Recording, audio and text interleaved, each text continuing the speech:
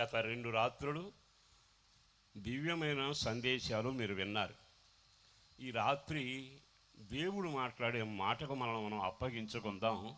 తప్పనిసరిగా జీవితంలో అద్భుతాలు జరగబోతా ఉన్నాయి. మీరంతా క్షేమంగా ఉన్నారా? ఇంటి ఎవరు మాట్లాడరు? అంతా క్షేమంగా ఉన్నారా? చేతులెత్తి హల్లెలూయా చెప్పండి. నేను ఒక వాక్యాన్ని మీతో పంచుకుంటాను. అదేమిటంటే లేవియాకాండం 26వ అధ్యాయము 6వ వాక్యాన్ని జాగ్రత్తగా చదువుదాం. లేవియాకాండం 26:6. ఆ దేశములో నేను మీకు క్షేమము కలుగ చేసేదను. ఆ ఒక్క మాటేనండి. మీరుంటున్న ఈ దేశములో నేను మీకు క్షేమము కలుగ చేసేదను అని ఇశ్రాయేలుల ప్రజలతో యెహోవా దేవుడు చెబుతున్న మాట. ఈ శుభవేళ దేవుడు చెప్పే మాట ఏమిటంటే, మీకు క్షేమం కలగాలి, మీ కుటుంబాలు క్షేమంగా ఉండాలి, మీ గ్రామం క్షేమంగా ఉండాలి, మీ సంఘాలు క్షేమంగా ఉండాలి. ఆయన అంటున్నాడు, నేను మీకు క్షేమాన్ని కలుగ చేస్తాను. ఇది దేవుని వాగ్దానం. ఈ 3వ దినాన ప్రభువు మీతో మాట్లాడుతున్న వేళ మీరు దూరా నుండి మాటలు వింటున్నా, దగ్గరే కూర్చుని ఆలకిస్తున్నా, ఓ రకంగా సమస్యల్లోనూ, కలవరాల్లోనూ, కన్నీళ్లలోనూ, ఒంటరితనంగానూ, దిగులుతోనూ వ్యధ చెందుతూ బాగానే బ్రతుకుతున్నాములే అన్నట్టున్నా, ఏది సంవత్సరం కలిసి రాలేదు అని కర్మ అనుకుంటూ ఉన్నా, ఎవరికి రాని జబ్బులు నాకే వచ్చాయని కంగారు పడుతున్నా, ఇక నేను ఎందుకు బతకాలని నిరాశలోకి వచ్చినా, ఒక అద్భుతమైన వాగ్దాన సందేశం ఈ రాత్రి నీతోనే మాట్లాడుతున్నాడు. నేనే నీకు క్షేమం కలుగ చేయబోతున్నాను. మీ కుటుంబాలకు క్షేమం కలుగునుగాక, మీ ప్రాణ ఆత్మ దేహాలకు క్షేమం కలుగునుగాక. ఈ మాట విన్నాక మనకు క్షేమం అంటే బాగా తెలుసు కదా. మనం క్షేమంగా ఉండాలంటే ఏం చేయాలి అంటే, సంపాదించాలి. ఆ తర్వాత చక్కని ఇల్లుంటే క్షేమంగా ఉంటాం. కాదనుకుంటే పదవి ఉంటేనో, పదిలమైన గూడు ఉంటేనో, 10 మంది వెనక తిరిగితేనో మన జీవితం అంతా క్షేమంగా ఉన్నట్టుగా ఆశిస్తూ ఉంటాం. తప్పేం కాదు. కానీ గూడున్న వాళ్ళను నెమ్మదిగా లేరుగా, ఆస్తులున్న వారంతా హాయిగా లేరుగా. జీవితంలో ప్రతి మనిషికి ఏదో సమస్య ఉంటూనే ఉంటుంది. ఏ సమస్యతో నీవు బాధపడినా అక్కడ నీకు కొంత తేడా కనపడుతుంది. అంటే అర్థం ఏంటంటే, డబ్బు ఉంది కానండి సుఖం లేకపోయింది, పిల్లలు ఉన్నారు కానీ కన్నీళ్ళు తప్పలేదు, వ్యాపారం చేస్తున్నాం కానీ నష్టమే వాటిల్లుతుంది, ఈ సంవత్సరం విత్తనం వేసావు కానీ చేతికి రాలేదు. అంటే క్షేమంలో కొరత ఏర్పడుతుంది. క్షేమంగా ఉన్నాము అనుకున్నా కానీ క్షేమంలో ఏదో లోటు కనబడతానే ఉంది. కనుక ఈ రాత్రి ఈ వాగ్దానం ఏమిటంటే, మీరైనా, మీ పిల్లలైనా, మీ కుటుంబాలైనా క్షేమంగా ఉండాలని ఆయనే వాగ్దానం చేస్తున్నాడు. నేను కలుగ చేస్తాను మీ క్షేమాన్ని. నమ్మిన వాళ్ళు ఆమేనండి. ఈ రాత్రి మీళ్ళకు క్షేమం కలుగునుగాక. నేనెవరు? ఆ మాట ఎవరిచ్చారు? జీవాధిపతి అయిన దేవుడు ఇచ్చాడు కనుక మీ సంఘాల క్షేమం కలుగునుగాక. అంటే క్షేమం కలుగ చేస్తానన్నవాడు ఎవరో తెలుసా? మాట నిలబెట్టుకునేవాడు. క్షేమం కలుగ చేస్తానన్నవాడు ఎవరో తెలుసా? నేను చేస్తాను అన్నాడు కనుక మరొకరికి ఆ పని అప్పగించడు. నీ ఇంట్లో ఎన్ని కలవరాలున్నా నేను క్షేమాన్ని ఇస్తాను అన్నాడే, ఆయనే పని మొదలు పెడతాడు.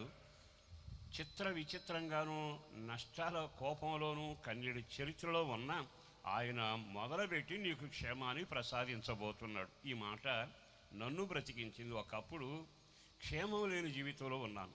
కారణం ఏమిటో తెలుసా? ప్రతి మనిషికి సమస్యలు ఉంటాయి.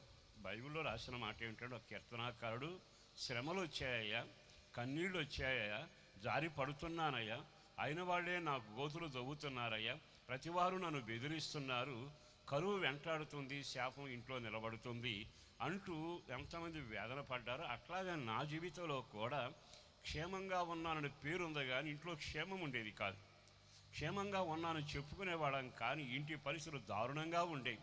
అయినా నా దేవుడు నన్ను కనికరించి ఈ వాగ్దానం ద్వారా నన్ను నిలబెట్టి అదే మాట ఇచ్చి ఈ రోజు వరకు మీ ముందు సాక్షిగాను క్షేమంగా నిలబెట్టిన దేవునికే మహిమ కలుగునుగాక. ఆ దేవుడే మీ పరిస్థితులు అస్తవ్యస్తంగా ఉన్న క్షేమం కలుగ చేస్తాడు. కొంచెం జాగ్రత్తగా వినాలి. మరి క్షేమం కలుగ చేస్తానన్నవాడు ఏం చేస్తాడు? క్షేమం కలుగు చేస్తానన్నవాడు ఒక మాట అంటున్నాడు. 12వ వాక్యంలో చక్కని మాట రాయబడింది. ఆయన ఏమంటాడు తెలుసా? నేను మీ మధ్య నడిచేదను, మీకు క్షేమం కలుగ చేయటానికి నేను మీ మధ్యలో నడవబోతున్నాను. ఇదొక శుభవార్త. అంటే నీ క్షేమం కలుగ చేయాలంటే ముందిస్తాను రానులా, దూతను పంపిస్తాను పో అనలా. నీకు క్షేమం కలిగేట్టుగా కలుగునుగాక అని నేను అనను. నేనే వస్తాను, మీ మధ్యలో నడుస్తాను. ఈ రాత్రి ఈ గ్రామంలో ఒక అద్భుతం జరగబోతుంది. ఈ సంఘంలో కూడా అద్భుతం జరగబోతుంది. నీకు క్షేమం లేక అల్లాడిపోతూ ఉన్నా ఆ క్షేమం కలుగు చేసే నజరుడని యేసు ఈ రోజు నుంచి మీ మధ్యలో నడవబోతున్నాడు. మీ సంఘ మధ్యలో నడవబోతున్నాడు. మీ కుటుంబం మధ్యలో నిలబడి నడవబోతా ఉన్నాడు. ఆయన నడవడం మొదలు పెడితే చాలండి, నీ పరిస్థితుల్లో క్షేమం బహుగా పండునుగాక. మరి ఈ మాటలు విన్నాక నడుస్తాను అంటున్నాడు. మీ మధ్యలో నేను నడుస్తాను అంటున్నాడు. అంటే ఒక వ్యక్తికి, ఒక కుటుంబానికి ఆయన క్షేమం కలుగ చేయాలి అంటే శక్తిమంతుడు కదా. ఆయన ఎవరు? నేల మీద నడిచాడు, నీళ్ళ మీద నడిచాడు. ఆయన ఎవరు? చనిపోయిన శవం పలకరించి లేపాడు. ఆయన ఎవరు? అంత సముద్రాన్ని చేసి అంత ఇసుగు పోసి రాకు అని అడ్డు పెట్టాడు. అంత సముద్రం ఇసుగుతోనే ఆగిపోయింది. ఆకాశంలో విశాలపరిచి రాసులుగా నక్షత్రాలు విసిరివేశాడు. కోట్ల కొలిది ఉన్నాయి, కానీ ఒక్కొక్క దాని పేరు కూడా పిలవగలిగిన వాడు. ఆయన ఎంతటి వాడో తెలుసా? ఇదిగో అరిచేతుల్లో గీతలు గీశాడు. ఈ పొరపాట్లు చెరగడానికి అవకాశం లేదు. అంటే ఆయన అంత సమర్థుడు. నీ గీతలు చెరగలేదు. భూమి మీద ఉన్న సమస్తమైన కీడును తొలగించిన వాడు, నేల మీద నీళ్ళ మీద నడవగలిగిన వాడు, శవాన్ని లేపగలిగి పలకరించి కార్యం చేయగలిగిన వాడు ఈరోజు అంటున్నాడు, కన్నులతో ఉన్నావు కదా, నీవు రోగంతో ఉన్నావు కదా, నష్టాల వ్యాపారిగా ఉన్నావు కదా, పిల్లల కాపురం బద్దలైపోయి ఉంది కదా, జీవితంలో ఎవరికి రాని రోగాల చేత మూలుగుతున్నావు కదా, రేపని ఆశ లేకుండా ఉండి కలవరపడుతున్నావుగా, నేనే నీతో నడవబోతున్నాను. ఈ రాత్రి అద్భుతం చేయబోతున్నాడండి. దేవుడు మనతో నడవడం ఇది గొప్ప విశేషం. ఈ చివరి కోరికలో దేవుని ఆలోచన ఏమిటో తెలుసా? నేను నీతో నడుస్తాను, నీ పిల్లలతో నడుస్తాను. ఇంకొక మాట చెబుతాను. ఆయన ఎవరు? పరిశుద్ధుడు. బైబిల్లో ఏముంది తెలుసా? నేను పరిశుద్ధుడు కనుక మీరును ఉండాలి అనంది. మనం పరిశుద్ధులం కాదుగా. ఎవరికి వాడు బోధిస్తున్నా, నేనైనా వింటున్నా, మీరైనా రక్షించబడక మునుపు అంతా ఒకటే కులం, పాప కులం. ఓ రకంగా చెప్పాలంటే మాట అంటాం, నిలబెట్టుకోలేం. మంచి చేయాలనుకుంటాం, మంచి చేయలేని వారం.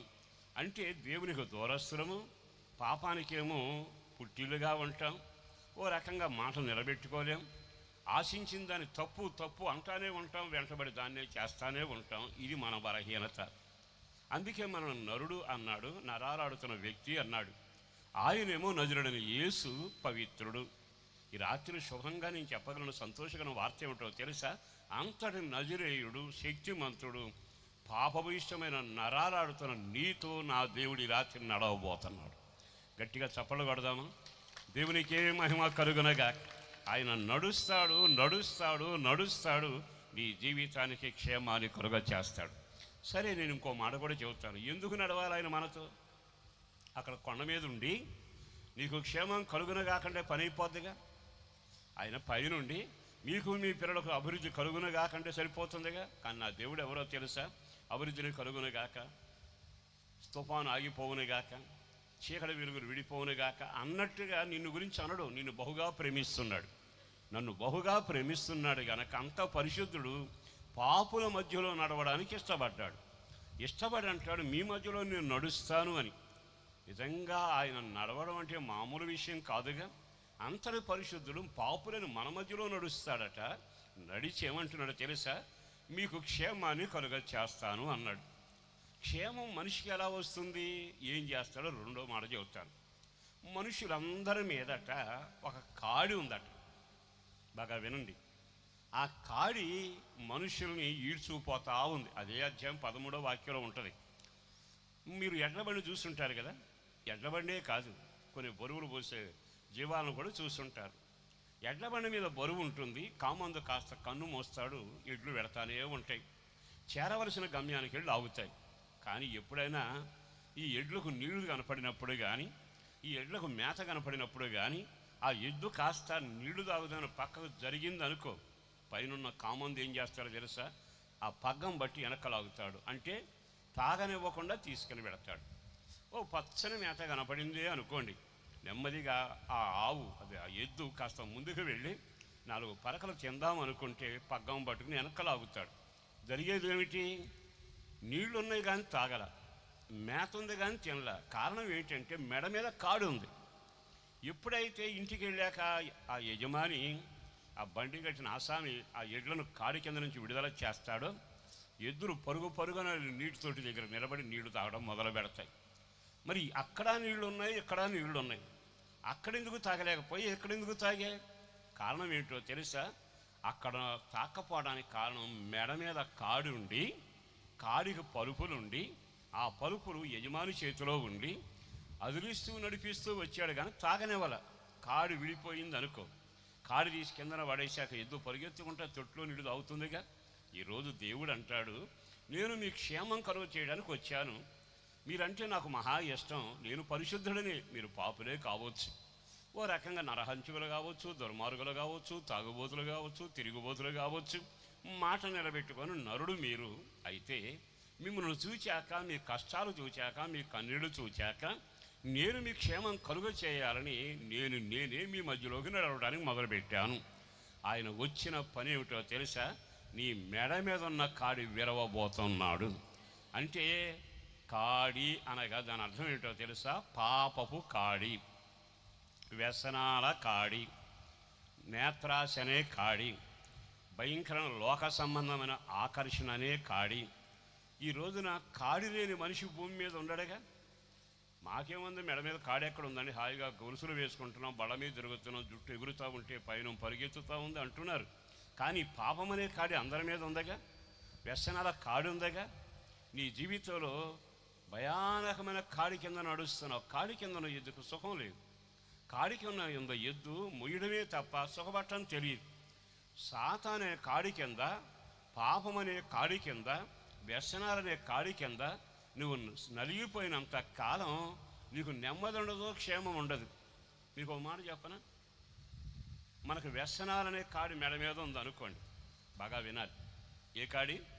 వ్యసనాలు అనే కాడి. ఆ వ్యసనాల్లో ముచ్చలైన కాడి పేరు ఏమిటంటే తాగుబోతాను.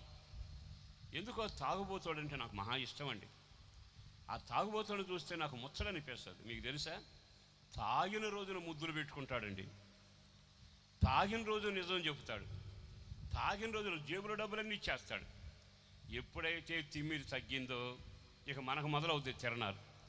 అంటే తాగినంతసేపు ప్రేమిస్తాడు, ముద్దులు పెడతాడు, నిజం చెబుతాడు, అదంటాడు ఇదంటాడు. ఆ తర్వాత దిగిపోయినాక అతను చూస్తే పిల్లలు గడగడగడగడలు ఆడిపోతారు. ఆ వ్యసనాల కాడి అతగాన్ని ఏం చేస్తుందో తెలుసా? కాడి కింద, అంటే కాడి కింద ఎద్దులాగా వ్యసనం అనే త్రాగుబోతనం కింద అతడు ఉంటే నీళ్లు ఉంటాయి కానీ తాగే అవకాశం లేదు, మేత ఉండదు, తినే అవకాశం లేదు. ఆ ఇంటికి వెళ్ళి చూస్తే నా డబ్బు, నా ఇష్టం, నేను సంపాదిస్తున్నా, నేను తాగుతున్నా అంటాడు. ఆ ఇంట్లో చూస్తే పిల్లలకు బట్టలు ఉండవు, పైన చూస్తే కప్పు ఉండదు, కప్పుకునే దుప్పటి ఉండదు, ఇల్లంతా చికాగ్గా ఉంటుంది. ఆ ఇళ్ళలు బతకలేక చావలేక గుట్టుగా కాపురం చేస్తున్న పిల్లల కడుపు నిండా తిండి పెట్టలేని పరిస్థితి వచ్చింది. కారణం ఏమిటి? ఎద్దు కాడి కింద ఉంది, నీళ్లు కనపడినా అందరా, మేత కనపడినా అందరా. అట్టి వాడు వ్యసనాల్లో ఉన్నప్పుడు వాళ్ళ ఇంట్లో క్షేమం ఎలా ఉంటుందండి? ఈరోజు సేవకుడిగా చెబుతున్నా, నీకు క్షేమం లేదని గుర్తుపట్టాడు, నీ క్షేమాన్ని మరలా కలుగు చేయాలని ఆరాటపడుతున్నాడు. అంటే మొదటగా నీ కాడి విరవబడి కాడి పెత్తనం కింద నుంచి నువ్వు బయటికి రావాలి. మరి సాతానేమో పాపం అనే కాడి మన మెడ మీద పెట్టాడు. యేసు అనే దేవుడు 2026 సంవత్సరాల క్రితం వచ్చి సిలువలోకి ఎక్కి ఆ కాడిని విరగొట్టి, ఆ వ్యసనాల కాడి, పాపవ కాడి, భయంకరమైన మన జీవితాలను నాశనం చేసే సాతాను పెత్తనం అనే కాడి విరగొట్టాడు. ఈరోజు మరలా చెప్పనా, మన ఇంట్లో ఎవరి పెత్తనం కొనసాగుతుంది? మనం అనుకుంటాం నా పెత్తనమే సాగుతుందని, కానీ ప్రతి ఇంట్లో సాతాను పెత్తనం చేస్తాడు. వాడు పెత్తనం చేసి నువ్వు తాగొద్దు అనుకుంటావు కానీ తాగిస్తాడు. కొంతమంది ఉంటారుగా, ఇక నేను తాగను అంటారు, సాయంత్రానికి ఫుల్ అవుతారు. కారణం ఏంటంటే వాడి పెత్తనం సాగుతుంది. ఇంట్లో వండుకుంటారా, తిందాం అని మీరు ముచ్చట పడతారు కానీ మిమ్మల్ని తిన్నీడు. తినే దగ్గర చిన్న గొడవ పెట్టేస్తాడు, ఇద్దరు అలిగిపోతారు. అంటే ఆ ఇంట్లో ఎవరి కాడు ఉంది, ఎవరి పెత్తనం ఉంది? బాగా సంపాదించాడు చేస్తాడు మిమ్మల్ని. బాగా వినండి ఈ మాట. సంపాదించాక నెల తిరిగాక చూస్తే ఏమైంది డబ్బులు అంటే ఆ ఇంట్లో సంచి పెడతాడు. అది చినిగిన సంచి. చెప్పండి, ఏ సంచి? డబ్బులన్నీ అందులో వేసాము. నెలాఖరైనాక ఒకళ్ళ మొహం వాడు చూస్తారు, ఏమైనా. అంటే సాతాను పెత్తనం ఉన్న దగ్గర నీ డబ్బులు నీకు నిలవవు. సాతాను పెత్తనం ఉంటే నీకు ఆరోగ్యం ఉండదు. సాతాను పెత్తనం ఉంటే నీ ఇంట్లో ఐక్యత ఉండదు. సాతాను పెత్తనం ఉంటే నువ్వు వండుకున్న తినలేవు. సాతాను పెత్తనం నీ ఇంట్లో ఉంటే నీ జీవితంలో గొడవలు, గలిబిలి, కలవరమే ఉంటుంది.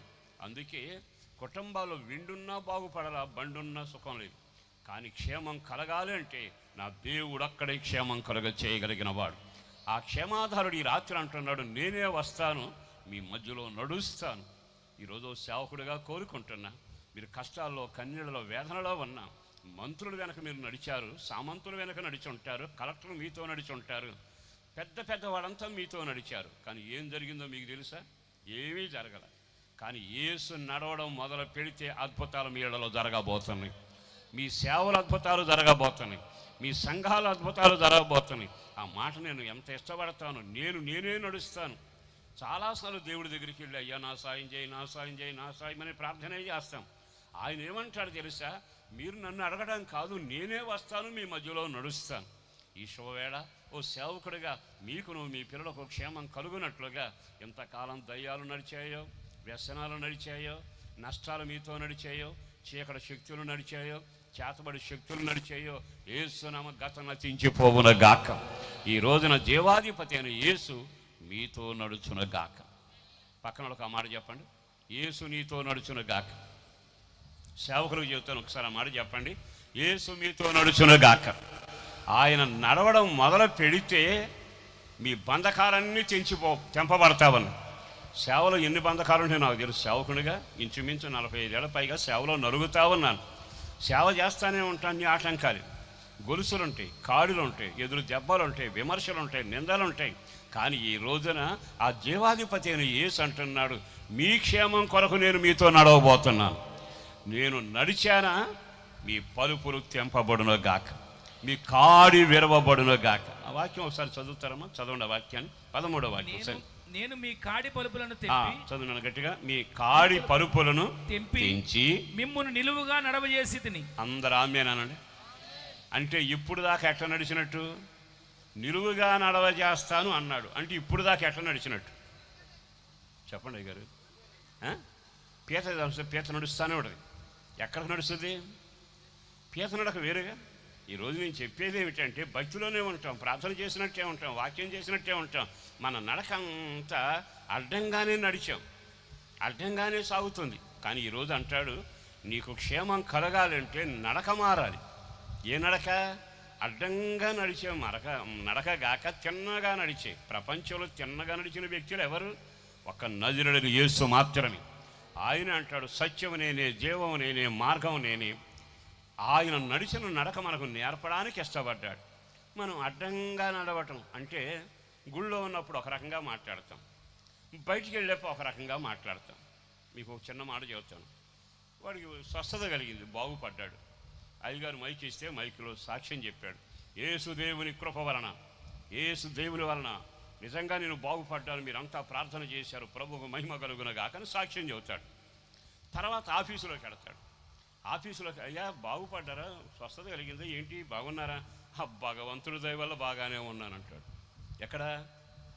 భగవంతుడేమో అక్కడ, యేసేమో మీరు మాట్లాడలేదు, కిక్కులు అనకుండా బాగా ఆలకించండి. అక్కడేమన్నాడు? యేసు అన్నాడు, ఇక్కడేమన్నాడు?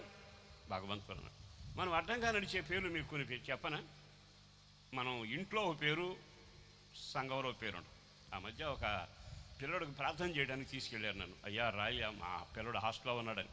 అమ్మా నేను ఖాళీ ఉన్నప్పుడు వస్తాను, వెళ్ళమ్మా అంటే పట్టుబట్టింది. సరే వస్తారో వెళ్ళిపోయారు. స్కూల్కి వెళ్ళి ఆ మాస్టర్ని అడిగాను, అయ్యా మావాడు ఇక్కడ చదువుకుంటున్నాడు అయ్యా జాన్సన్, ఒకసారి ఆ పిల్లలను పిలిస్తే ప్రార్థన చేస్తాను, మీరు పాస్టర్ గారు అన్నాడు. అవునన్ను కూర్చోబెట్టి అటెండర్ పంపించి అన్ని గదులు తిరిగి వచ్చాడు, క్లాసుల వారీగా.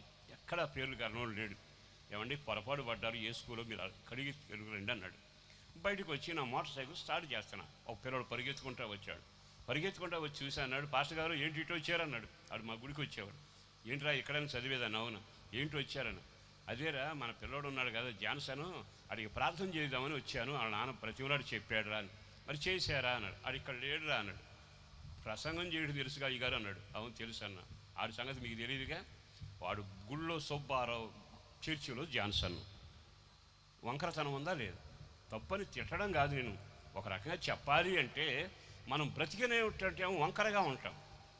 మనం కానుకిచ్చే దాంట్లో వంకరతనం, ప్రార్థన చేసేదానిలో వంకరతనం. ఈ రోజున మీ క్షేమం ఎందుకు కలగటంలా? మీ పొలాలు ఎందుకు పండడంలా? ఆరోగ్యం ఎన్ని మందులు వేసినా ఎందుకు దక్కటంలా? మీ పిల్లలకు భవిష్యత్తు ఎందుకు కలగటంలా? భక్తి మామూలే, బైబిల్ మామూలే, గుడికి రావడం మామూలే. కానీ ఈ రోజున అంటున్నాడు, మీ మెడ మీద సాతాను పెత్తనం ఉంది, వాడి కాడి విరవబడును గాక. ఆడి పెత్తనం విరవబడితే నీకు విడుదల. అది వ్యసనాలు కానీ, దురాశ కానీ, నేత్రాశ కానీ, లోక సంబంధమైన జీవితం కానీ, పాపాల పుట్ట కానీ, దురాశ కానీ, ఏ కాడైనా యేసునామమున విరిచివేయబడును గాక. అలా విరిచివేయబడితే నీ క్షేమం కలుగుతుంది. ఆ పని నువ్వు చేసుకోలేవు. నేనే వస్తాను, నీతో నడుస్తాను, ఆ కాడిని విరుస్తాను, పలుపులు తెంచుతాను, నీకు విడుదల చేసి ఇప్పటి వరకు అడ్డంగా నడిచిన తిన్నగా నేను నిలబెట్టబోతున్నాను. ఈ రాత్రి కుటుంబంలో యథార్థత ఉందా? బాగా ఆలకించండి. కుటుంబంలో క్షేమం ఉందా? కుటుంబంలో ఆనందం ఉందా? మన వ్యక్తిగత జీవితంలో రెండు రకాల జీవితం జీవించకూడదు. వంకరతనం ఒక పక్క, యథార్థత ఒక పక్క. గుళ్ళో ఉన్నప్పుడు మైకు పట్టుకుంటే మనం వంటి భక్తులు లేడు. తర్వాత వెళ్ళాక జరిగే సంఘటనలు వేరు. విమర్శించడం కాదు కానీ, వేరెత్తి చూపడం కాదు కానీ, ఈ రోజున నీ పిల్లల క్షేమం ఉందా? నీ బిడ్డల క్షేమం ఉందా? నీకు ఆరోగ్యంలో క్షేమం అనుభవిస్తున్నావా? నీ సేవలో అభివృద్ధి చూడగలుగుతున్నావా? నీ వ్యక్తిగతంగా ఏ ప్రయత్నం చేసినా కలిసి వస్తుందా? సాతాను ఇంట్లో ఉంటే జాగ్రత్త, చినిగిన సంచడు ఒక పైసా మిగలదు. సాతాను ఇంట్లో నిన్ను అన్నం కూడా తినకుండా అరిగి మంచం ఎక్కేస్తుంటాడు. నీ సాతాను కానీ పెత్తనం ఇంట్లో కొనసాగితే బట్ట కరువుగానే ఉంటుంది, ఆరోగ్యం కరువుగానే ఉంటుంది, నిందలమయమవుతావు, నీ జీవితంలో నష్టపోతావు. ఆ శాపమంతా కొట్టివేయటానికి యేసుని దేవుడు 2026 సంవత్సరాల క్రితం వచ్చాడు. ఆ వచ్చిన దేవుడు ఈరోజు కూడా ఇక్కడ నిలబడ్డాడు. ఆ నిలబడిన దేవుడు అంటాడు, నేనే మీకేం కలుగు చేయబోతున్నాను? క్షేమం కలుగ చేయబోతున్నాను. అందుకు ఆకాశం మీద ఉండను, మీతోనే నడుస్తాను. ఆయన నాతో నడవాలని కోరుకునేవాడు చేయొద్దండి. మిమ్మల్ని ప్రభు దీవించునుగాక. అలా నడిస్తే మన జీవితం ధన్యం. మనల్ని సాతాను ఇంతకాలం వాడు మన వెనక నడిచి దేవుని రానికుండా చేశాడు. కనుక ఇక నుంచి ఈ వాక్యం, ఈ కూడికలో గొప్ప కార్యాన్ని ప్రభు చేస్తున్నట్టు నేను చూస్తున్నాను. ఇక్కడున్న సేవకుని బట్టి ఒక పరిచర్య ఇక్కడ ఘనపరచబడబోతా ఉంది. ఈ పరిచర్యను ప్రభు ఎత్తిపట్టబోతా ఉన్నాడు. ఈ కుటుంబాలు ఆశీర్వదించబడబోతున్నాయి. చీకటి శక్తుల చేత, చేతబడి శక్తుల చేత, వ్యసనాల చేత, నష్టాల వ్యాపారం చేత నడిచిన వారి జీవితంలో ఒక అద్భుతం, అవన్నీ కొట్టివేయబడతాయి. లేఖనాల ప్రకారం యేసే మీతో నడవబోతున్నాడు. నడిచిన వెంటనే మీకును మీ కుటుంబాలకును క్షేమము కలుగును గాక.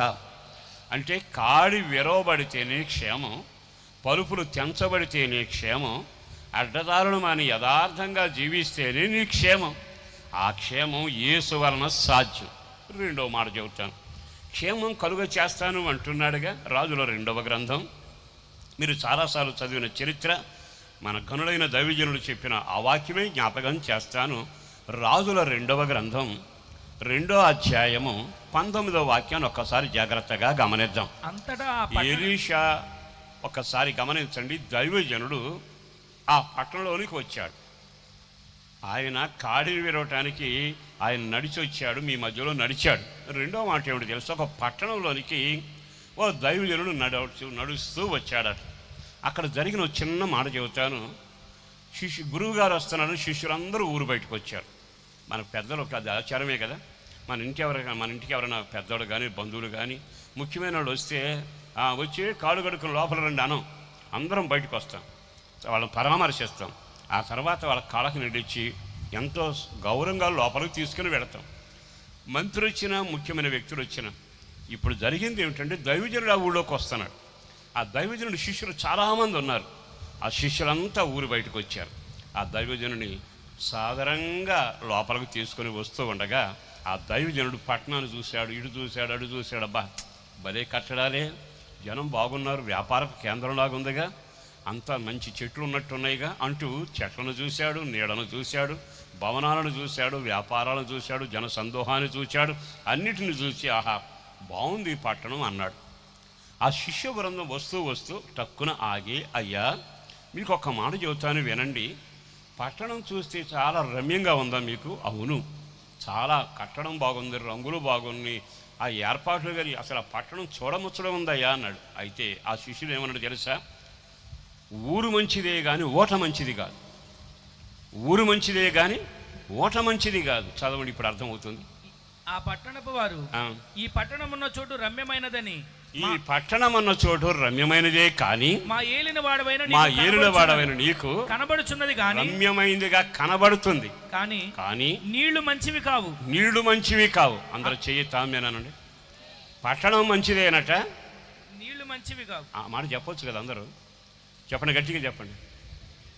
నేనే కొంచెం ఆలస్యంగా వచ్చాను, మిమ్మల్ని అంతంత మాత్రం వదిలిపెడతాను అనుకోబాకండి. తప్పనిసరిగా వాక్యం ద్వారా మీరు దీవించబడాలి, మీ ప్రాంతం ఆశీర్వాదకరంగా మారాలి.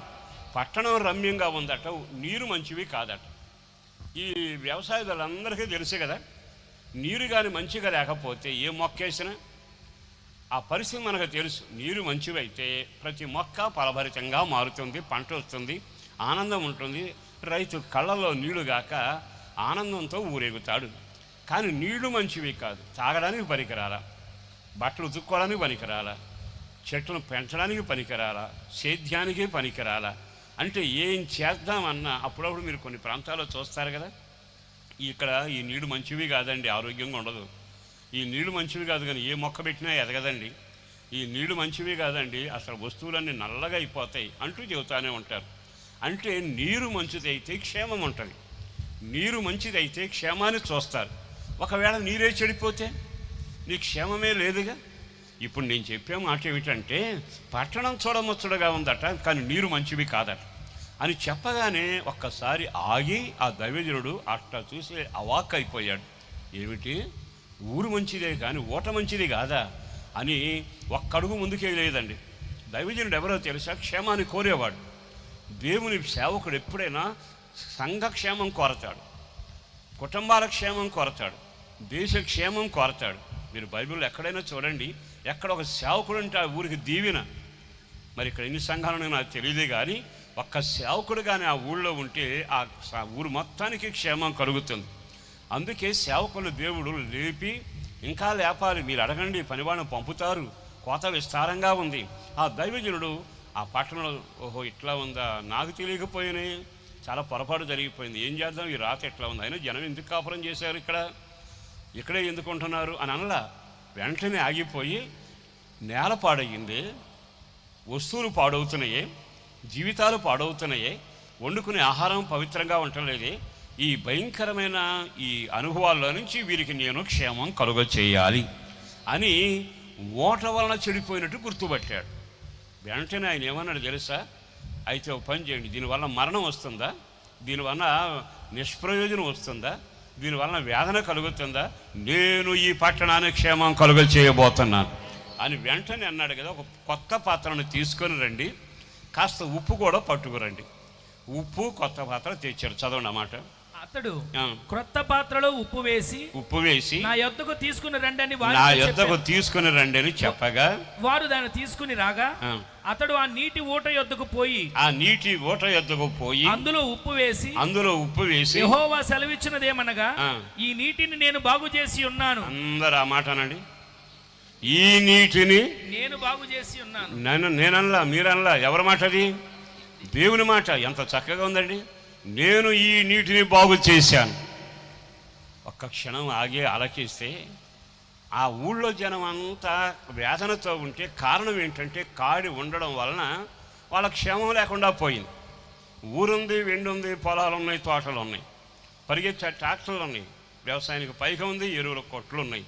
కానీ అంతా నిష్ప్రయోజనం, వాళ్ళ కుటుంబం అంతా వ్యసనం, చీకటి కార్యాల్లో ఉంటుందిగా. ఇప్పుడు అంటాడు, నేనే ఈ నీటిని బాగు చేయబోతున్నాను, నేనే ఈ నీటిని బాగు చేయబోతున్నాను. చెయ్యి తామే అని అంటారా? గట్టిగా చెప్పండి ఆమేన్.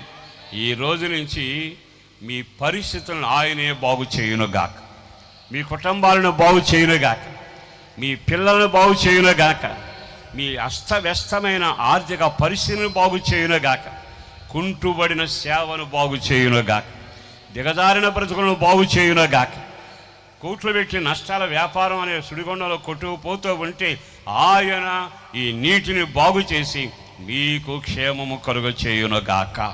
ఎంత చక్కగా రాశాడండి. ఆ తర్వాత ఉప్పు వేసి ఆ ఉప్పు వేసిన పాత్రను నీడలో ముంచి ఇక నీరు బాగు అవుతుంది, నేను బాగు చేశాను అన్నాడు. తర్వాత వాక్యం చదవండి. దీని వలన మరణము కలగక క్షేమం కలగదు. రెండోది ఏమిటంటే నీరు బాగుండు. ఇంటికి చేరారా 5 నిమిషాలు మాట్లాడారు అనుకోండి, సాయంత్రానికి ముసురు పడతా ఇంటికి. 6 నెలలు జరగమని కోర్టు దాకా వెళ్ళిపోతారు. ఎవరి పుణ్యం? మీరు చాలా గుట్టుకున్నారే. కారణం ఏంటో తెలుసా? నోటి మాట. అందుకే బైబిల్ ఏముంది తెలుసా? నీ మాట ఓట, నీ ఓట పవిత్రంగా ఉండాలి, నీ మాట పవిత్రంగా ఉండాలి. నువ్వు శుభవచనం పలకమని బైబిల్ ఏముంది తెలుసా? మీరు శుభవచనమే పలకండి, కానీ వ్యర్థమైన మాటలు పలకండి. బైబిల్ ఏముంది? కృపాసహితంగా మీ మాటలు ఉండాలి, మీ మాటలు ఉప్పు వేసినట్టు ఉండాలి. మరి అట్లాంటి మాటలు మాట్లాడితే ఎదురువానికి మేలు కలుగుతుందిగా. కొన్నిసార్లు మన జీవితంలో పలికే పలుకుని నష్టానికి కారణం. అప్పుడప్పుడు మన వాళ్ళు అనే మాట చెబుతాను, మీరు జాగ్రత్తగా వినండి. దీనికా పెళ్ళవదు, దీనికా పెళ్ళవదు, ఇదే పాట. అంటే నీ మాట ఆమె జీవితానికి ఎంత దారుణంగా చేస్తుందో తెలుసా? ఓట ఇది, మాట ఇది, జీవ విత్తనం ఇది. ఆ పిల్లను అట్లా మాట్లాడుతూ ఉంటే జీవితం అట్లాగే ఉంటుంది. కానీ మీ పిల్లను చూసినప్పుడల్లా వీడు బాగా చదువుతాడు, వీడు పాస్ అవుతాడు, వీడు మంచోడు అవుతాడు అనే మాట పలకాలిగా. మనోడి దగ్గర గొప్ప రహస్యం ఏంటి తెలుసా? ఒరే, నువ్వు గాడుదులు కాస్తావు, నువ్వు దొనపోతులు దాని తిరుగుతావు. ఆడ పిల్లోడు చూడు కలెక్టర్ అవుతాడు, రాడుకి రా చదువు అని. వీళ్ళనేమో చెప్పేస్తూ ఉంటాం, వాళ్ళని దీవిస్తూ ఉంటాం. అర్థమైంది నా మాట? మనోడికి ఎంతసేపు శాపం ముందు వస్తుంది కానీ దీవెన ముందు రాదు. వచ్చిన మనోడిని దీవించరు, ఎదుటివాడిని చూసి ఆడ అబ్బాయి పాస్ అవుతాడు, ఆడు కలెక్టర్ అవుతాడు, కండక్టర్ అబ్బాబ్బా అంటాడు. ఈయన చూస్తే నాశనం, నీ కర్మ ఇంతే, నీ రాత ఇంతే. కొంతమంది పురుషులను కూడా పాప స్త్రీలు బలి తిడుతుంటారు. అప్పుడప్పుడు వింటున్నప్పుడు నాకు అదే బాధ అనిపిస్తుంది. కారణం ఏంటో తెలుసా? మాట వినకుండా చెప్పకుండా వెళుతున్నాడు అనుకో, ఎక్కడికి వెళుతున్నావు అని అడుగుతారు. ఇల్లు వస్తా కానీ అనుకో, బస్సు కిందే పడతా ఉంటాం. ఏమిటి, ఎవరు పోతే నీకు ఎవరు నష్టం? అంటే నీ నోటి మాట ఎంత బాధాకరం. ఈ రోజున ఓట చెడిపోయింది, నీ బుద్ధి చెడిపోయింది, నీ మాట చెడిపోయింది, నీ పాపపు ఓట ఊరేగుతూ ఉంది. అందుకే దేవుడు మీరు ఎప్పుడైనా శుభవచనమే పలకమన్నాడు. శుభవచనం అంటే అది అసాధ్యమే, కానీ సాధ్యం కావాలి. ఆ మధ్య ఒకరింటికి నేను వెళ్ళే ముందే ఆ అబ్బాయి చిన్న వయసే జబ్బు చేసింది, హాస్పిటల్ పాలైతే డాక్టర్ పంపించాడు, ఊపిరాట్లేదు, అందుకోలేకపోతున్నాడని. మొత్తం మీద జబ్బు కొద్ది ఇంటికి వచ్చాడు. మా విశ్వాసులు పిలిచన్నాను, మీరు 4 వెళ్ళండి, ఆ అబ్బాయికి ప్రార్థన చేయండి. డాక్టర్ పంపించేశాడు, మనం ఏం చేయలేం, జీవం దేవుని చేతిలో ఉంది. మీరు తప్పనిసరిగా ఆ మాట చెప్పి వాళ్ళ కొరకు ప్రార్థన చేద్దాం. మన నోటి మాటలో జీవం ఉంది. బైబిల్ యెషయా గ్రంథంలో ఉందిగా, నా చైతన్యంలో నిన్ను దాచి నా మాట నీ నోట్లో ఉంచాను అన్నాడు కదా, చెప్పండి అని. వెళ్ళారు. వాళ్ళు వెళ్ళిపోయిన ఒక అరగంటకి నేను వెళ్ళాక ఆ పిల్లడు పడకుర్చీలో ఉన్నాడు, అస్థి పంజరంలో లాగా ఉన్నాడు, పక్కటేమో కనబడతా ఉన్నాయి, గాలు పీల్చుకోవడం కష్టంగా ఉంది, గుడ్లు తేలేస్తా ఉన్నాడు. ఎల్లునోడు కలిసి, అయ్యా దేవుడు స్వస్థపరుస్తాడు రా, బాగుపరుస్తాడు అనొచ్చుగా, మాట్లాడరు. అయిపోయినట్టే, మ్యూజికల్ ఎక్కువైపోయినాయి, అయిపోయినట్టే. అబ్బో పక్కటేమో అటు పైకి వచ్చేసినాయిగా. అయినా కబుర్లు పెట్టారా? ఏమో వాళ్ళందరూ వచ్చేదాకా ఉంటాడని నాకు నమ్మకం లేదు. అందుకు కాదుగా నేను పంపింది. మనం మాట్లాడే మాట ఎంత శాపకరంగా ఉంటుంది. బైబిల్ ఏముంటుంది తెలుసా? నీ నోటి మాట గొప్ప ఆదాయం తెచ్చిపెడుతుంది, నీ నోటి మాట జీవం కలిగింది. నువ్వు శుభవచనమే పలుకు. దండం పెట్టి చెబుతున్నా, ఇప్పటి వరకు పెదవుల ఆదాయం లేకపోయినా ఎక్కడి నుంచి సంపాదించండి. అరగంటకు నేను వెళ్ళా, అదే పొజిషన్లో ఉన్నాడు. నేనా బ్రతికించలేను, కానీ దగ్గర కూర్చుని దేవుని వాక్యం చెప్పి ప్రార్థన చేస్తూ 4 మాట్లాడినాను. దేవుడు నమ్మదగినాడయ్యా, లాజరు చచ్చిపోతే లేపితే ఇంకా బతికే ఉన్నాను, నేను బతికేస్తాడు కదా, నేను ప్రార్థన చేస్తాను, ప్రభు నమ్మదగిన వాడు. మన సంఘంలో ఎంతమంది బాగుపడ్డారు చూసావు కదా. డాక్టర్ అట్లా చెప్పి నువ్వేం కంగారు పడబాకు, టిఫిన్ చేసావా అని చేయలేదు అన్నాడు. నేను ప్రార్థన చేస్తాను, ఒక ఇడ్లీ నువ్వు తింటావు, నాకు ఆ నమ్మకం ఉందన్న.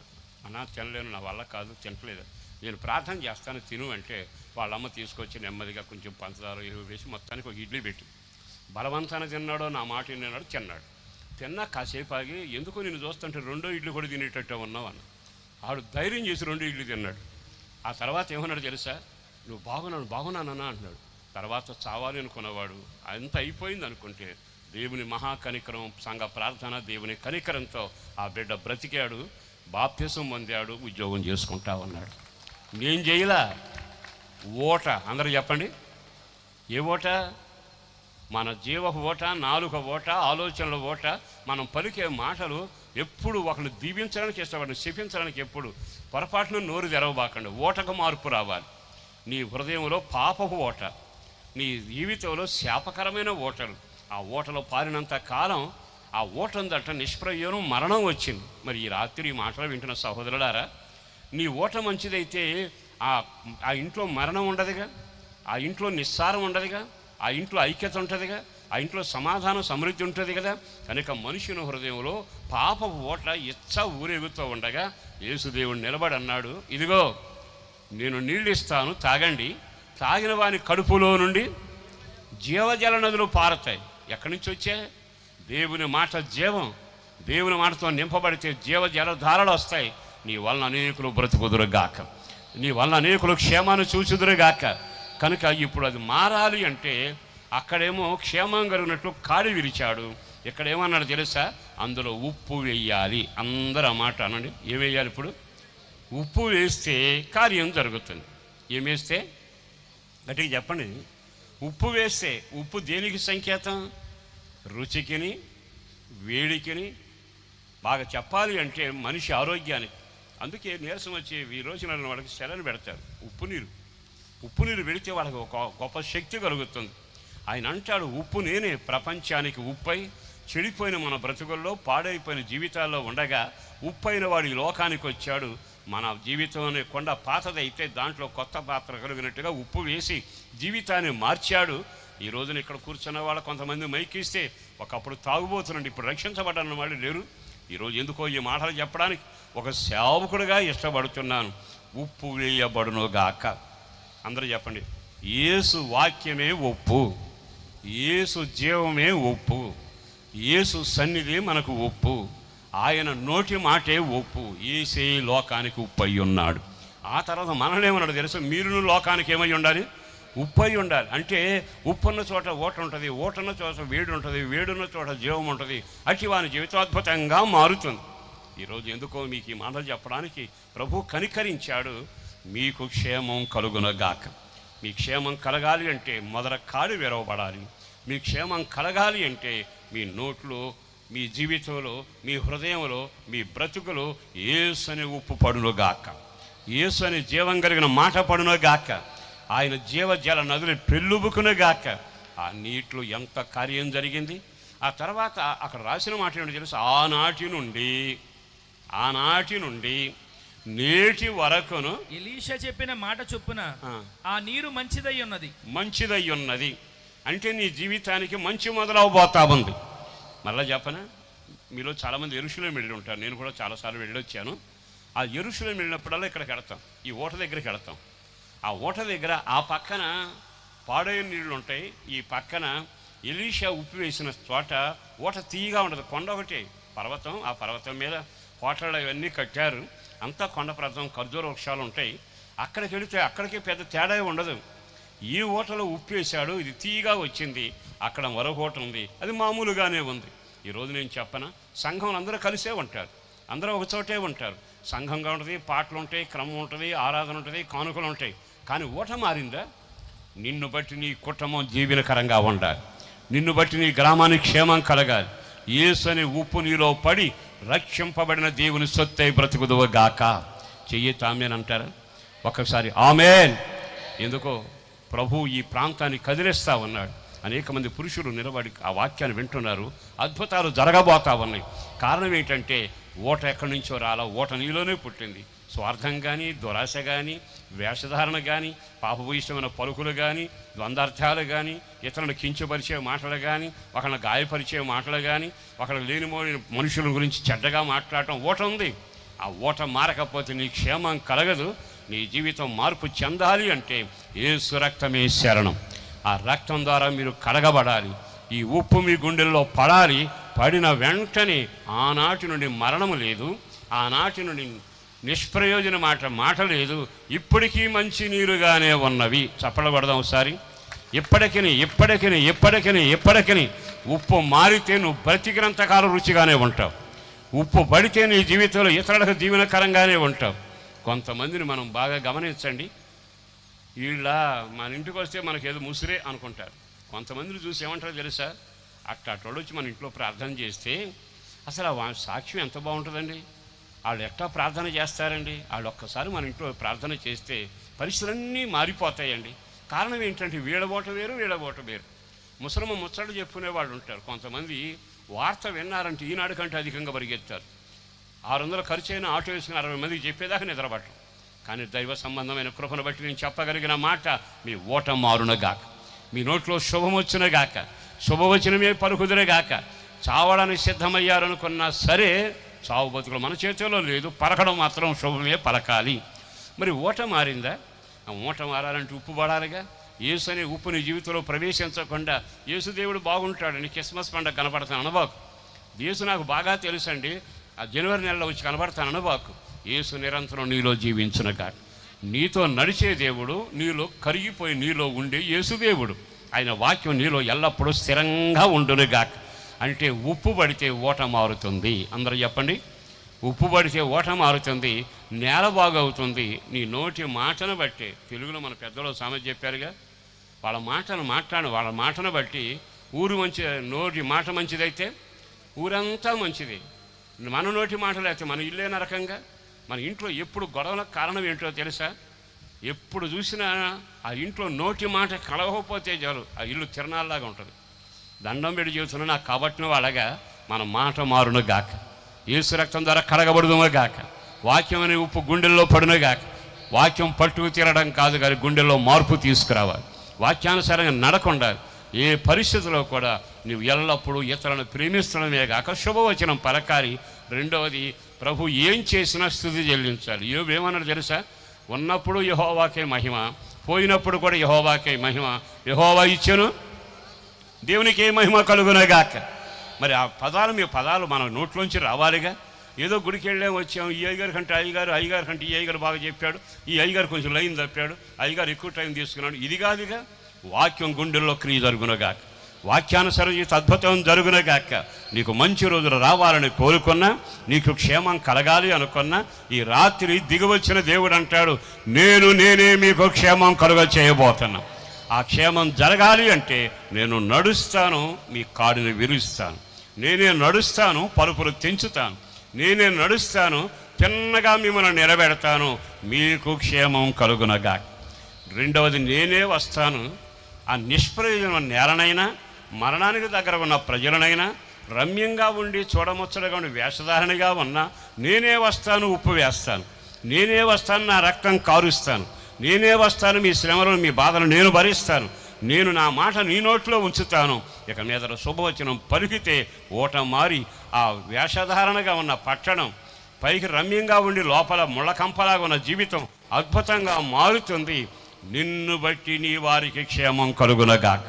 మీ నోటి మాటను బట్టి సంఘం విస్తరించునగాక. బైబిల్ లేఖనంలో ఎంత దీవెన నోటి మాటలో పెట్టాడు. ప్రియ దేవుని బిడ్డలారా, ఆస్తులు ఇవ్వకపోయినా, అంతస్తులు ఇవ్వకపోయినా, కారు కనకం లేకపోయినా, గొప్ప నిధి జీవ ఓట దేవుని మాట మీ నోట పెట్టాడు. మీరు పలుకుతూనే ఉండండి, కలుగునగాక. దేవుడు తప్పక కార్యం చేసి చూపించగలిగిన వాడు. మీరు ఎట్లాంటి పరిస్థితుల్లో ఉన్నా ఏమీ పలకక్కర్లా, ఏమీ కంగారు పడనక్కర్లా. నా దగ్గర ఒక రైతు ఉండేవాడు. ఆ రైతు వ్యవసాయం చేసేవాడు, ఎక్కువ పొలమే ఉంది. ఆ చుట్టుపక్కల పొలాలు ఉన్నవాడు పెద్ద పెద్ద రైతులు ఉన్నారు. ప్రభువుని నమ్మాక తెగులు వచ్చాక చేనికి ఒకసారి నా దగ్గరికి వచ్చాడు. వచ్చి, అనా తెగులు వచ్చింది అన్నాడు. ప్రార్థన చేస్తానడు. కాదా, మన మందిరంలో బోర్ ఉంది కదనా, ఆ బోర్లో నీళ్లు తీసుకెళ్తాను అన్నాడు. బోర్లో నీళ్లు తీసుకెళ్తావా? ఎందుకు తీసుకెళ్తావని. తీసుకెళ్ళి నా చేలో చల్లుకుంటానన్నా. సరే రాను. ఆ బోరు దగ్గరికి వెళ్ళి నీళ్లు పట్టుకుని తెచ్చాడు. దీంట్లో మీరు చేయి పెట్టి ప్రార్థన చేయండి అన్నాడు. ఏమని చేయాలన్నా? తెగులు ఆగిపోవాలని. అతని నమ్మకాన్ని చూసి సంబరం అనిపించింది. మొత్తం మీద ఆ నీళ్ళకు ప్రార్థన చేశాను. తర్వాత ఈ స్ప్రే చేసే వాళ్ళని పిలిపించాడు. వాళ్ళంతా మందులు చదువుతున్నారు. ఈ నీళ్లు బక్కెడు ఒక మగ్గు పోసి చేనంతా పిండి చేస్తున్నాడు. వాళ్ళు అడిగారు, ఏమైనా మెంటలో వచ్చిందా నీకు ఏమిటని. చేనుకి తెగులు వచ్చింది కానీ ఈ పిచ్చి పని ఎవడు చేయరుగా. తర్వాత చేను గట్ల మీద తిరిగేవాడు.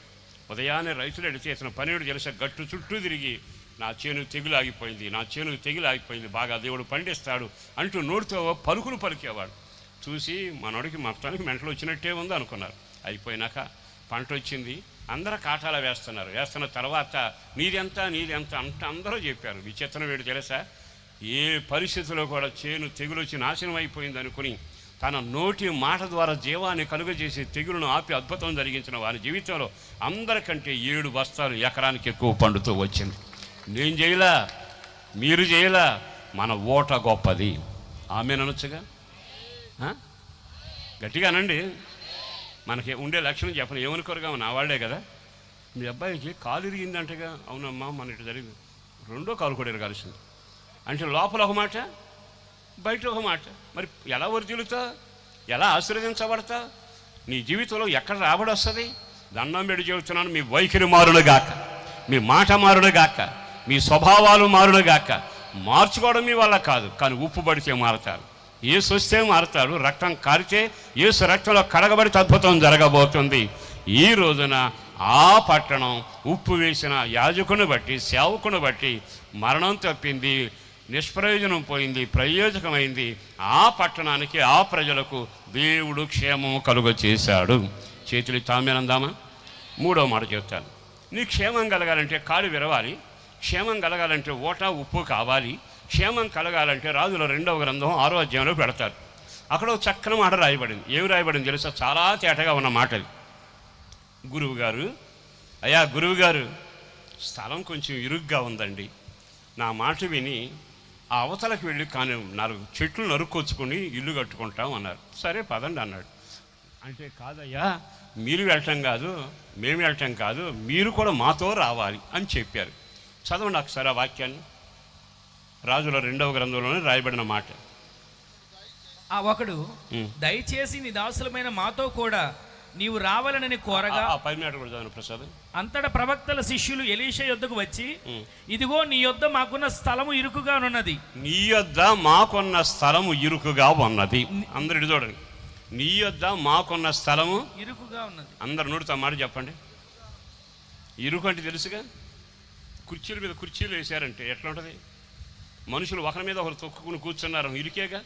ఇప్పుడు కూర్చోవడం కాదు, ఇల్లు ఇరుకుగా ఉంటుంది, కుటుంబంలో ఇరుకులు ఉంటాయి, వ్యాపారంలో ఇరుకులు ఉంటాయి, నీ ప్రయత్నాలు ఇరుకులు ఉంటాయి. ఏమిటో అంతా ఇరుగ్గా ఉన్నది నా పరిస్థితి అని అంటున్నావు కదా. నా దేవుడు ఏమంటున్నాడు తెలుసా? నీ కుటుంబంలో ఎలాంటి ఇరుకున్నా, పిల్లలు ఎదిగింది, పైకం లేదు, వివాహం చేయాలిగా. పిల్లది కాలేజీ సీట్ వచ్చింది, కానీ పైకం లేదు. అన్ని మందులు మింగాం, కానీ శరీరం సహకరించట్లేదు. బైబిల్ ఎన్ని మాటలు, శరీరం ఎన్ని మాటలు వింటున్నా.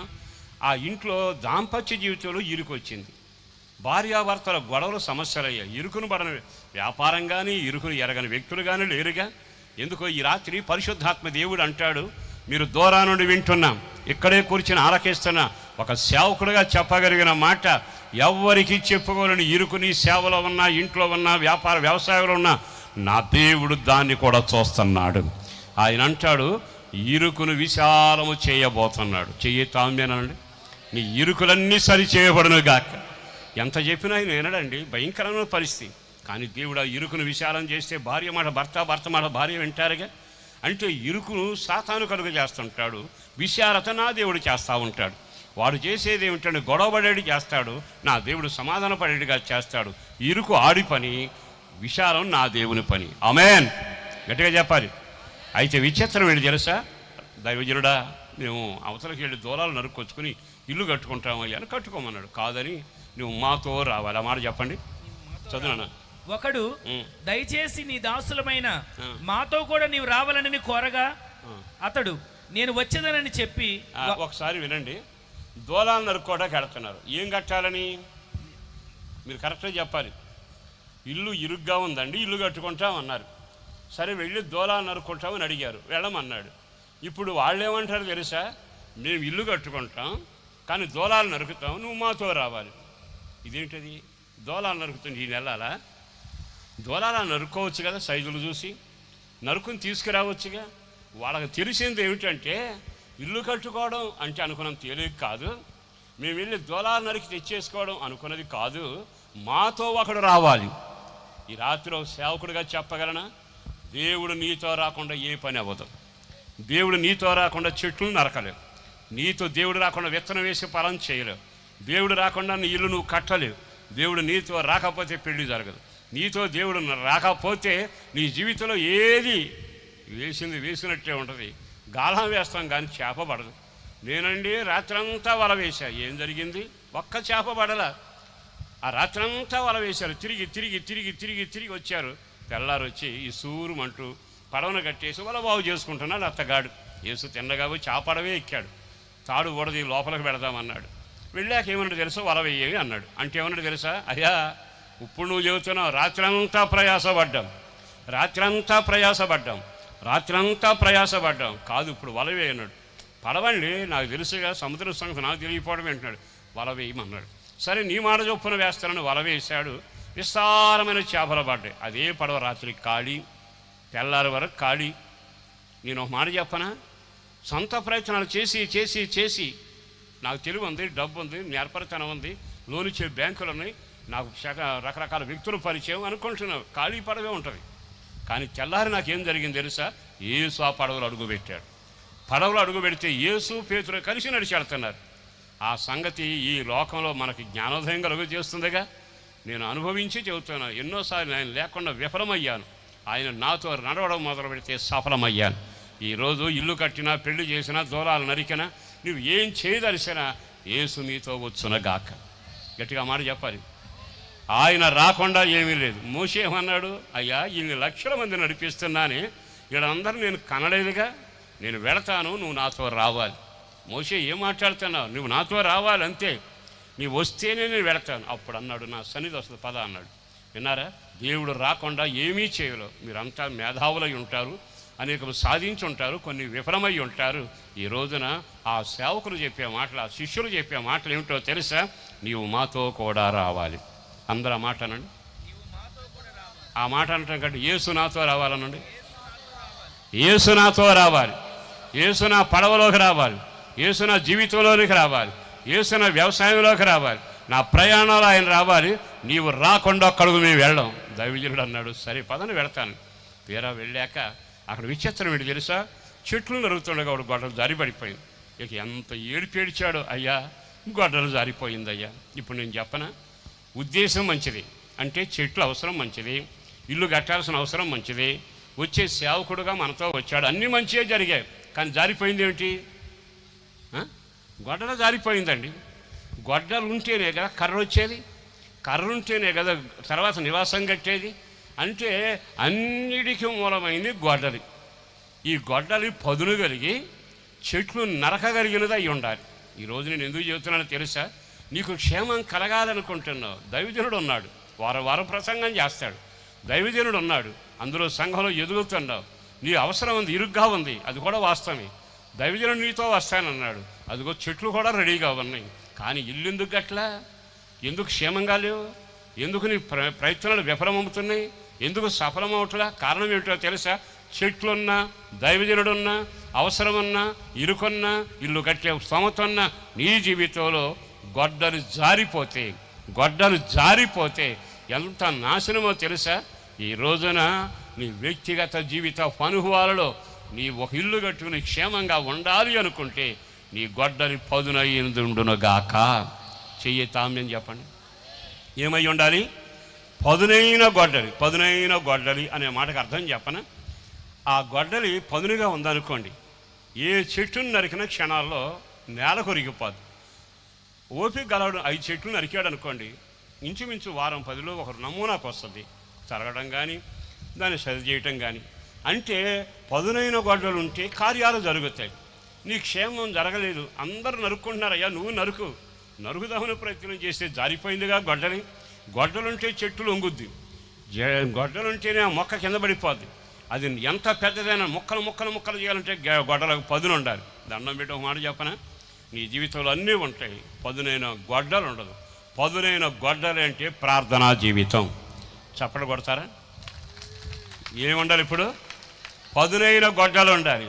ఆ గొడ్డలతో ఎంత చెట్టు కొట్టినా ఒరిగిపోదు. నీ ఇంట్లో ప్రార్థన ఉండాలి, నీ సంఘంలో ప్రార్థన ఉండాలి, నీ నోట్లో ప్రార్థన ఉండాలి. కనిపెట్టు ప్రార్థన, కన్నీడి ప్రార్థన, ఉపవాస ప్రార్థన, గోదాడే ప్రార్థన, అన్నిటికంటే ఏకాంత ప్రార్థన. ఎప్పుడైతే ప్రార్థన ఉండదో నీ భక్తి జీవితానికి, నీ నాలుక, నీ శక్తికి పదునున్న గొడ్డలి. అందరూ చెప్పండి, ఏ గొడ్డలి? పదునున్న గొడ్డలి. ఆ గొడ్డలి కానీ ఒక్క చెట్టు మీద పడితే 4 దెబ్బలు అయినాక అల్లాడిపోతుందిగా. మరి నీకు ఈ రోజున పదునైన ప్రార్థనా జీవితం ఉందా? పదునైన ప్రార్థనా జీవితం ఉందా? పదునైన ప్రార్థనా జీవితం ఉందా? ఎందుకో పరిశుద్ధాత్మదేవుడు తేటగా మాట్లాడుతుండగా ప్రార్థన చేస్తున్నాం. అన్నం దగ్గర ప్రార్థన చేస్తాం, పడుకునేటప్పుడు ప్రార్థన చేస్తాం, ప్రయాణం చేసేటప్పుడు ప్రార్థన చేయటం. అది కాదు, నీ నరికితే దూరం పడాలి. నువ్వు ప్రార్థన చేస్తే సాతాను దుర్గం కోలాలి. నువ్వు ప్రార్థన చేస్తే చెరసాల పునాదులు కదలాలి. నువ్వు ప్రార్థన చేస్తే బండల ఓట రావాలి. నువ్వు ప్రార్థన చేస్తే ఎరుకో కోలాలి. దండం పెడి చెబుతున్నా, నేనే మీ క్షేమం కలుగ చేయబోతున్నాను. నేనే మీ క్షేమం కలుగ చేయబోతున్నా. క్షేమం కలగాలంటే కాడి విరవడిన పవిత్ర జీవితం రావాలి. నీ వ్యక్తిగత జీవితంలో ఏ రోజైనా కాడి విరవబడినంత కాలం నీ జీవితానికి నెమ్మది ఉండదు. రెండవదిగా నీకు క్షేమం కలగాలి అనుకుంటే వెండి బంగారాలు కాదు, కోటలు కాదు, కానీ ఓట మారాలి. నీ అపవిత్రమైన ఓట మారాలి. విచ్చలమైన శారీరక స్వభావాలు చావాలి. ఉప్పు వేసినట్టుగా నీ జీవితంలో అద్భుతం జరిగితే యేసు నీలోకి వచ్చినాక ఓట మారుతుంది. అనేకులకు క్షేమం కలగబోతుంది. నీకు, నీ పట్టణానికి క్షేమం కలగబోతుంది. మూడవదిగా నీ వ్యక్తిగత జీవితంలో చక్కని నివాసం కట్టుకుని ఇరుకు తప్పించుకుని విశాలతలో ఉండాలంటే, అందరిలో మంచివాడు అనిపించుకోవాలనుకున్నా, ఫలితం అంతా అనుకూలంగా ఉండాలనుకున్నా, పట్టింది కలవాలనుకున్నా, చేసిందంతా వెంట రావాలనుకుంటే నీకు తప్పక చెట్లు లొంగునుగాక. ఆ చెట్టు వరగాలంటే పదునున్న గొడ్డలు ఉండాలి. ఆ మాట చెప్పండి, చెప్పండి. సీజన్ రాగానే కొడవలు వెళ్తాయి. ఎక్కడికి వెళ్తాయి? పనివాడి దగ్గర తీసుకెళ్ళి పడేస్తే కాల్చి కాల్చి కాల్చి మొత్తానికి పదును పెడతాడు. అంటే గొడ్డలిగా పదును లేకపోతే నీ జీవితంలో ఇల్లు కట్టలేవు. ఇల్లు అంటే కట్టుకునే ఇల్లు కాదు, జీవితాన్ని కట్టలేవు, పిల్లల్ని కట్టలేవు, సంఘాన్ని కట్టలేవు, సహవాసాన్ని కట్టలేవు, ఏదీ కట్టలేవు. నువ్వెవరవయ్యా? నేను సేవకుండండి. మీరెవరు? నేను విశ్వాసం. అబ్బో ఇప్పుడేంటండి పెద్ద అయ్యగారు ఉన్నారే, 20 ఏళ్ల క్రితమే బాప్తీసం పొందే. గొడ్డలు ఉందా? ముద్దుగా ఉందా? పదునుగా ఉందా? అప్పుడు మేము ప్రార్థన చేస్తే ఏం జరిగాయి? మరి ఇప్పుడేమైంది? పదును తప్పింది. దండం పెడి చెబుతున్నా, మీ ఇంటికి పదునుండును గాక, మీ ప్రార్థనకు పదునుండును గాక, మీ భక్తికి పదునుండును గాక, దైవ శక్తికి పదునుండును గాక, మీ వాక్యం నోటి మాటకు పదునుండును గాక. పదునుంటే దుర్గాలు కూలిపోతాయి, ఎరుకో కూలిపోతాయి, అరణ్యము సస్యశ్యామలంగా మారుతుంది, ఎత్తైన చెట్టు నరకబడుతుంది. నీ ప్రార్థన వల్ల గొప్ప కార్యాలు మీరు చూచుదురుగాక. గట్టిగా చెప్పండి ఆమేన్. ఈ రోజున మీకు క్షేమం కలగాలి అనుకుంటే ఓట మారాలి, నీ గొడ్డలు మారాలి, అన్నిటికంటే నీ కాడి విరవబడాలి. మరొక్క మాట చెప్పి నేను ముగిస్తాను. జాగ్రత్తగా ఈ వాక్యాన్ని వినండి. నీ వ్యక్తిగత జీవితంలో నీవు కానీ క్షేమంగా ఉండాలి అనుకుంటే ఒక్క మాట చెబుతాను. మనమంతా ఈ లోకంలో జీవిస్తున్నాం కదా. జీవించిన తర్వాత ఏ రోజునో ఒక రోజున కన్ను మూస్తాం. కన్ను మూసాక మనం ఎక్కడికి వెళతాం అనేది గమనించాలి. ఒక ఊళ్ళోనట్టు 2 స్నేహితులు ఉండేవాళ్ళట. ఆ 2 స్నేహితుల్లో కూడా ఒకడేమో బాగా ఉన్నవాడు, ఒకడేమో ఏమీ లేనివాడు. జత కలిసింది, కార్యక్రమాలు సాగుతూ ఉన్నాయి. ఈ ధనవంతుడికి ఆస్తి ఎక్కువైతే పాటలు రాసుకున్నాడు, తినుము త్రాగుమనే పాట. ఊపిరానంత తింటాడు. పేదవాడిని లాజరు వస్తాడు అక్కడ. కానీ విచిత్రం ఏంటో తెలుసా? ఆ పేదవాడు చినిగిన బట్టలతో ఉంటాడు, కరుపుడు ఆకలి ఉంటుంది, ఒళ్ళంతా కురుపులు ఉంటాయి, కుక్కలు వచ్చి నాగుతుంటాయి. చిత్రం, ఆ మొక్కల పడితే ఏరుగు తింటున్నాడు. అప్పుడైనా ఒరే నాయన పేదవాడ, నాకు దేవుడు ఇచ్చాడు, ఇదిగో రొట్టె తీసుకొని అనలా. ఆ విధంగా జీవితం కొనసాగుతూ ఉంటే నెమ్మదిగా అతను ఒక మాట అన్నాడు, అయ్యా దేహం ఎకరం కాదురా, దేశం ఎకరం కాదురా, నివాసం ఎకరం కాదురా, భూమిని ఎకరం కాదురా, ఆకాశం ఎకరం కాదురా అని రోజు చెప్పేవాడు. ఏమన్నా తెలుసా? రే ధనమే నా దైవం, ఏం చెప్పబాకు, పాపం పాపాన్ని పద్దాకు బెదిరించబాకు అని అతను మాటలు లెక్క చేయలేదు.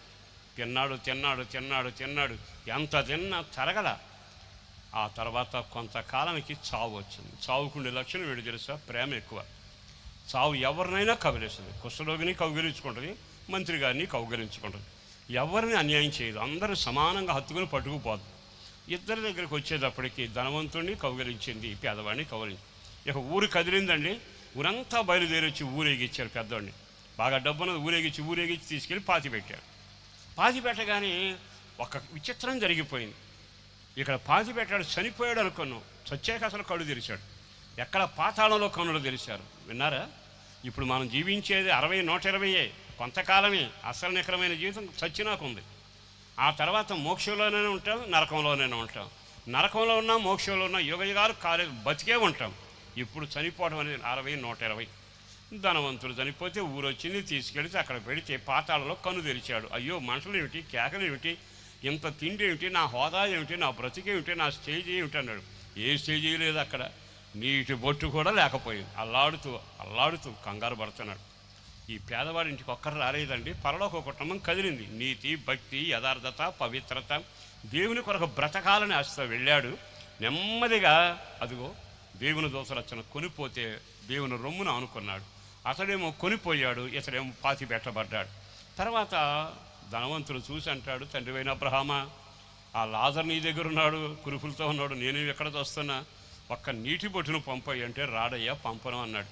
ఎందుకో తెలుసా, నీకో జీవితం ఇచ్చా, వాడికి జీవితం ఇచ్చా. జీవితం ఒక్కసారి, 5-6 రకాల జీవితాలు ఉండవు కనుక నీ జీవితంలో నీ ఇష్టానుసారంగా నడిచావు, వాడి జీవితంలో వాడి ఇష్టానుసారంగా నడిచి భక్తిలో నడిచాడు.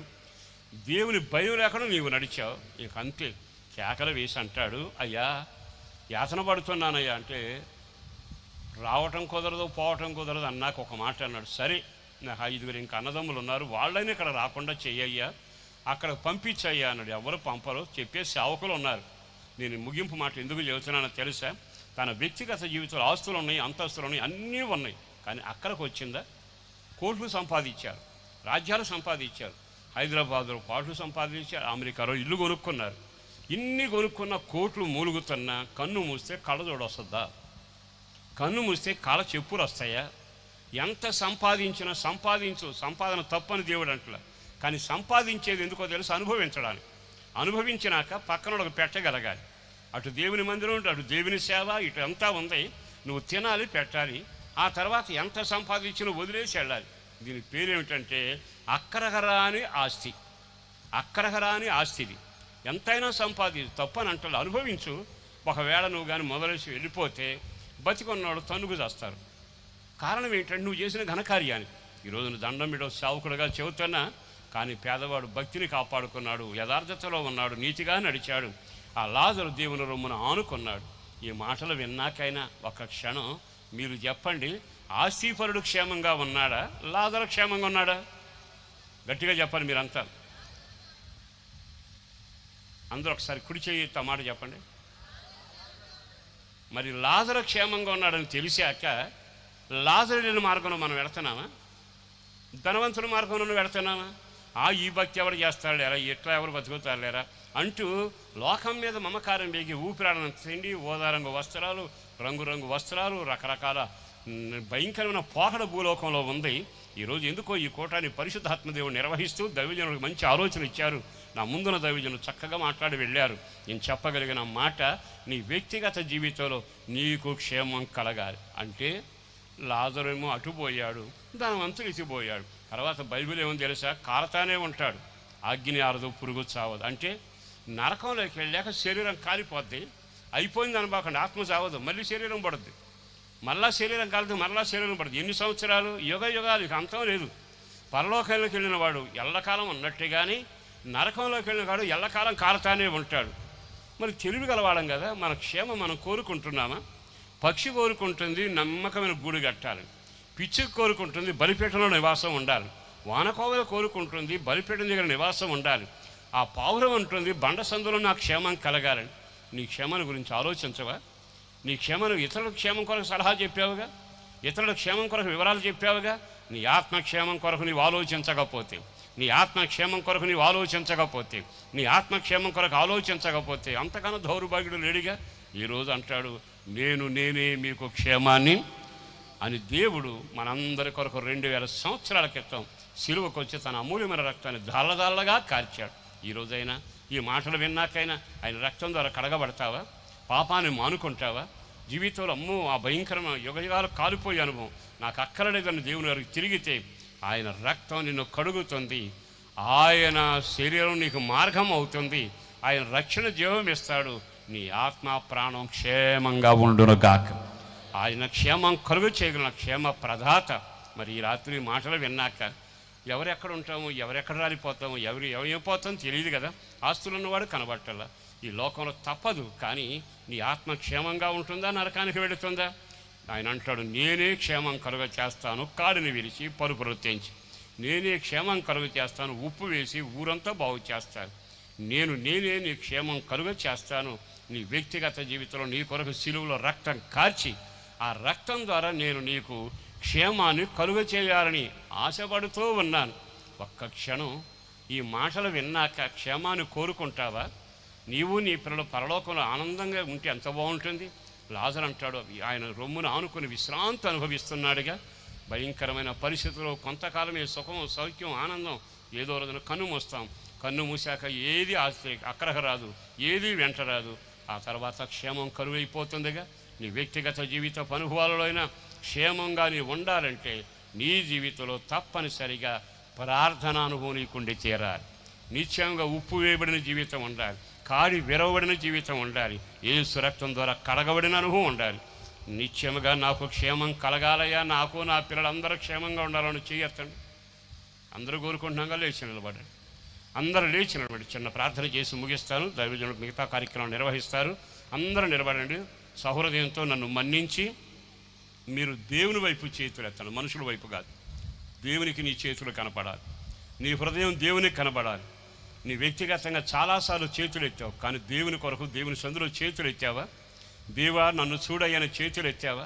నీ హృదయం ఆయన తట్టు ఎత్తగలుగుతావా? ఒక్క క్షణం నీకు అలవాటు ఉన్నా లేకపోయినా సేవకుడుగా బ్రతిమలాడుతున్నాను. దేవుడు మీ చేతులను చూచునుగాక, మీ హృదయాన్ని చూచునుగాక, మీ భక్తిని చూచునుగాక. దేవుని కృప మిమ్మల్ని వెంబడిస్తూ ఉన్న వేళ ఒక్క క్షణం, ప్రభువా నా క్షేమం కలుగ చేయవా? కాడి కింద ఉన్నానయ్యా, నా క్షేమం కలుగ చేయవా? కాడిని విరవవా?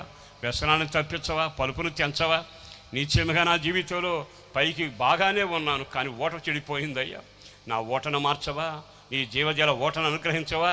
ఉప్పై నాలో ఉండవా? నీ రక్తం ద్వారా నన్ను కడగవా? నిశ్చయముగా నా వ్యక్తిగత జీవిత అనుభవాల్లో నేను ఒక ప్రార్థనాపరుడుగా నిశ్చయముగా నా జీవితంలో జారిపోయానయ్యా. గొడ్డలు మునిగిపోయింది. వెంటనే